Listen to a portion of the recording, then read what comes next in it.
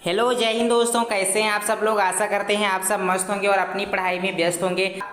दोस्तों, आज का ये वीडियो आपके लिए सबसे ज़्यादा इम्पोर्टेंट होगा, क्योंकि दोस्तों आज के इस वीडियो में मैं आप लोगों को विज्ञान की प्रैक्टिस करवाने जा रहा हूँ। इस वीडियो में सबसे ज़्यादा इम्पोर्टेंट क्वेश्चंस की प्रैक्टिस होगी। आपके विज्ञान सब्जेक्ट में जो जो क्वेश्चन सबसे ज़्यादा इम्पोर्टेंट हैं और जो परीक्षा में आपके देखने को मिलेंगे वही क्वेश्चन इंक्लूड किया है मैंने। तो कोई भी विद्यार्थी इस वीडियो को कहीं पर स्किप नहीं करेगा, चाहे वो किसी भी बोर्ड से हो, क्योंकि दोस्तों इस वीडियो में हम एनसीईआरटी से रिलेटेड क्वेश्चन करेंगे और एनसीईआरटी हर बोर्ड में पूछा जाता है। ठीक है, अगर आप पढ़ाई कर रहे हैं तो अच्छी बात है, कीजिए, लेकिन सिर्फ पढ़ने से ही आप एग्जाम में अच्छा नंबर स्कोर नहीं कर सकते। क्यों? अगर आप एग्जाम में अच्छा नंबर स्कोर करना चाहते हैं तो आपको ढेरों क्वेश्चंस की प्रैक्टिस करनी होगी। तो वही मैं दोस्तों आज की इस वीडियो में करवाने जा रहा हूं, प्रैक्टिस। जी हाँ, बहुत सारे क्वेश्चंस की प्रैक्टिस आज की इस वीडियो में हम करेंगे और यही क्वेश्चन डेफिनेटली आपके एग्जाम्स में फंसेंगे। ठीक है, तो अगर आप लोग ढेरों क्वेश्चंस की प्रैक्टिस करना चाहते हैं तो चैनल को सब्सक्राइब करके अभी हमारे साथ जुड़ जाइए, क्योंकि दोस्तों हर सब्जेक्ट की प्रैक्टिस इस चैनल पर मैं करवाऊंगा। चलिए पहला क्वेश्चन देखते हैं। पहला क्वेश्चन हमारा है, निम्न में कौन सा पदार्थ बिना ज्वाला के जलता है। आपके पास चार ऑप्शन है, किसी भी विद्यार्थी को इसका आंसर पता है तो कमेंट करके बता सकता है। तो दोस्तों मैं इसका आंसर बता रहा हूं आपको, आशा करते हैं आपने कमेंट कर दिया होगा। राइट आंसर इसका है ऑप्शन सी, कोयला। अगला क्वेश्चन है, क्वेश्चन नंबर दूसरा, Zn plus CuSO4 gills ZnSO4 plus Cu रासायनिक अभिक्रिया किस प्रकार की है।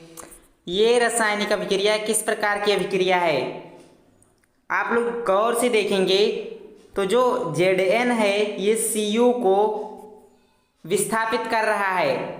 Zn Cu को विस्थापित कर रहा है कॉपर सल्फेट के विलयन से, तो यहाँ पे ZnSO4 आ गया प्लस कॉपर अलग हो गया।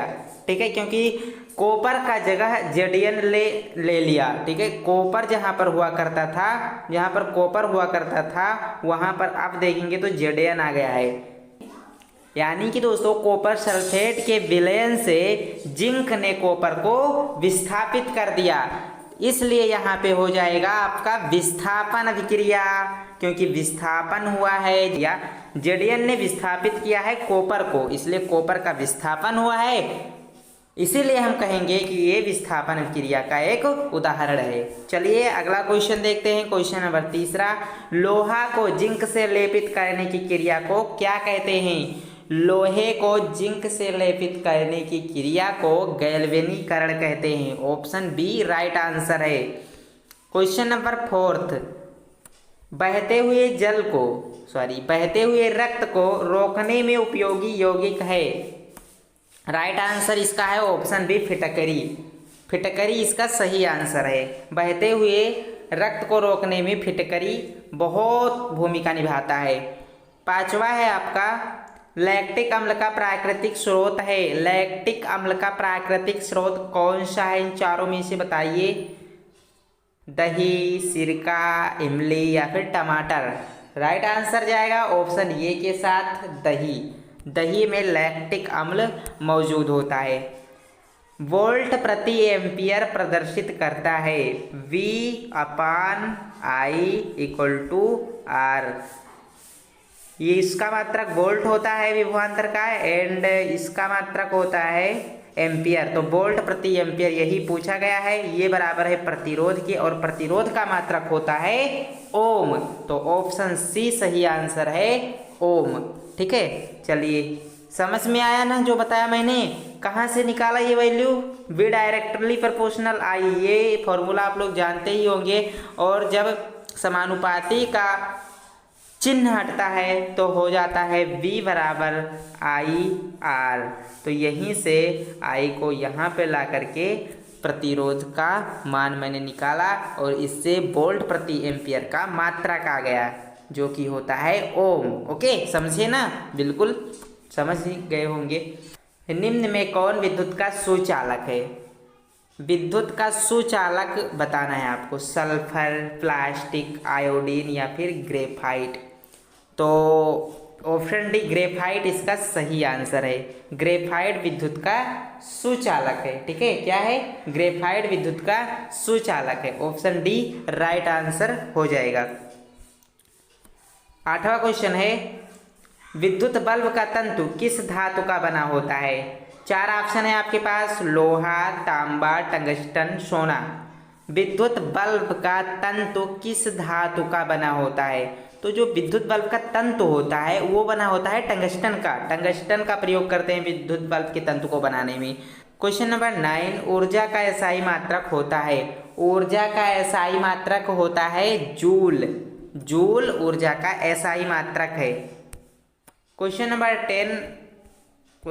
10 क्या है? देखिए, 1 किलोवाट घंटा का व्यावहारिक मात्रक है। 1 किलोवाट घंटा का व्यावहारिक मात्रक होता है यूनिट। ऑप्शन ये राइट आंसर है। बहुत इंपॉर्टेंट है, वेरी वेरी इंपॉर्टेंट क्वेश्चन है, आपके एग्जाम में आने लायक क्वेश्चन है, तो स्टार मार्क कर लीजिए इसे। बहुत ज़्यादा इंपॉर्टेंट है, याद रखना है। कोई पूछे कि 1 किलोवाट घंटा का व्यावहारिक मात्रक क्या है, आप चुटकियों में बताएंगे यूनिट। क्वेश्चन नंबर 11, विद्युत ऊर्जा किसे कहते हैं? इसके मात्रक क्या हैं? देखिए, विद्युत ऊर्जा क्या है, फार्मूला पहले देखते हैं। किसी निश्चित समय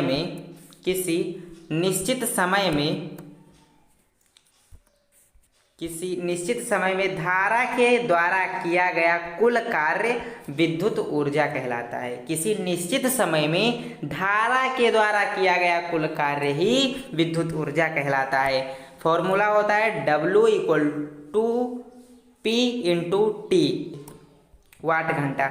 जो विद्युत ऊर्जा 1 वाट शक्ति वाले परिपथ में 1 घंटे में खर्च होती है उसे वाट घंटा कहते हैं। 1 वाट घंटा में कितने जूल होते हैं? तो 1 वाट घंटा में 3600 जूल होते हैं, याद रखना है। 1 वाट घंटा में 3600 जूल होते हैं।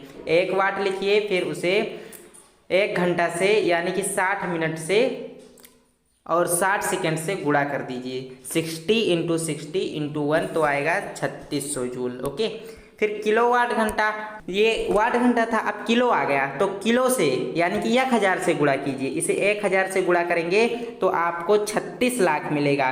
तो आपसे कोई पूछे कि 1 किलोवाट घंटा में कितना जूल, तो आप लोग बताएंगे 36 लाख जूल, यानी कि इसे हम वैज्ञानिक संकेतन में इस तरह से लिख सकते हैं। बहुत इंपॉर्टेंट है, आ सकता है एग्जाम में, आपके बहुत बार एग्जाम्स में आया हुआ क्वेश्चन है। ओके, डेफिनेशन आप लोग देख लीजिए। किलोवाट घंटा की मैंने बता दिया कैसे आपको इसका मान कैलकुलेट करना है। 1 किलोवाट × 1 घंटा, जैसे 1 किलोवाट में कितने वाट? 1000 वाट। 1 घंटे में कितने सेकंड? 3600 सेकंड। तो 3600 को 1000 से गुणा करेंगे तो आपको 36 लाख मिलेगा, और ये 36 लाख ही है। ठीक है, वैज्ञानिक संकेतन में लिखा गया है।